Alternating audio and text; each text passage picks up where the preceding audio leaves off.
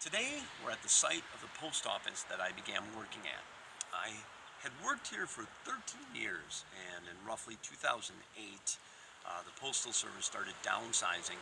And I was working up until that point, I'm going to say about 45, 50 hours a week, roughly.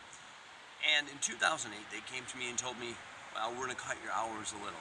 And by a little, they meant down to 10 a week. Now, my first initial thought was, all right, that's fine. I'll keep this job for the benefits, go get a job in a coffee shop or something else that I like to do.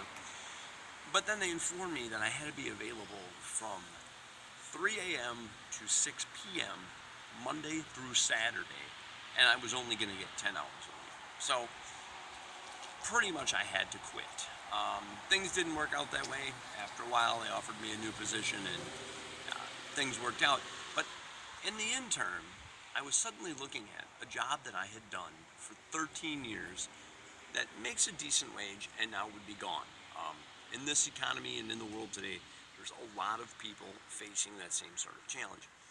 And it's not just the economics. This is what I learned, and this is what I got out of it.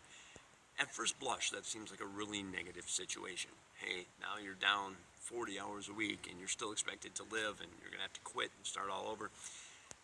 But this is what I got out of it. That day, I realized that my identity was tied to the job that I did for the last 13 years. I was a postal worker. Now, it doesn't happen all of a sudden, but after years and years of doing the same job, knowing the same people, being in the same atmosphere, it happens. We identify ourselves with where we spend the most time. And at 45, 50 hours a week, 6 days a week, I was there a lot, and I identified myself with my occupation.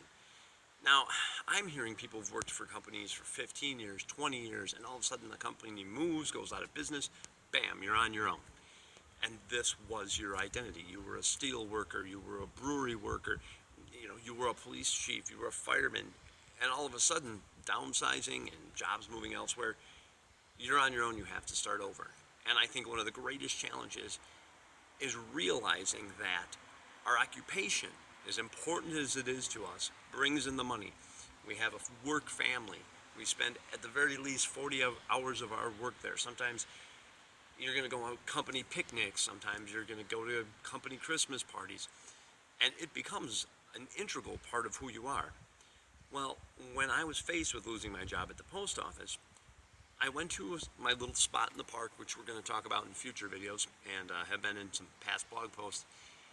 And I sat and I thought, okay, there was a Neil that existed before I started working at the post office.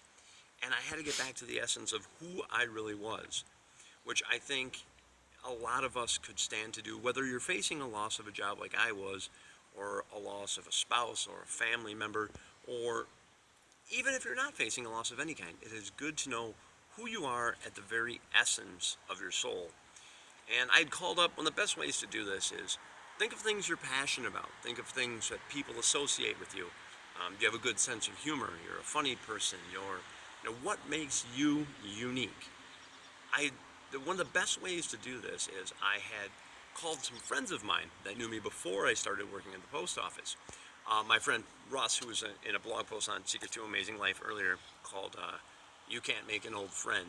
I talked to him. We've known each other since we were like 13. And I said, hey man, who am I?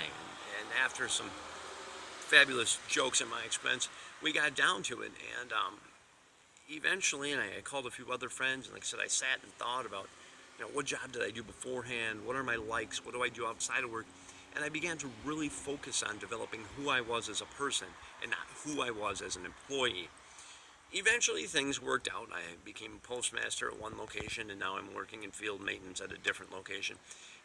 But this place was my life for 13 years. And the problem is, it became who I was. And that is what you have to watch out for. Find out who you are, and more importantly, decide who you want to be and start working towards that. Pay great attention and do the best at your occupation, but don't let it define you, and don't let that be who you are. Because remember, and the light at the end of the tunnel, it could be you.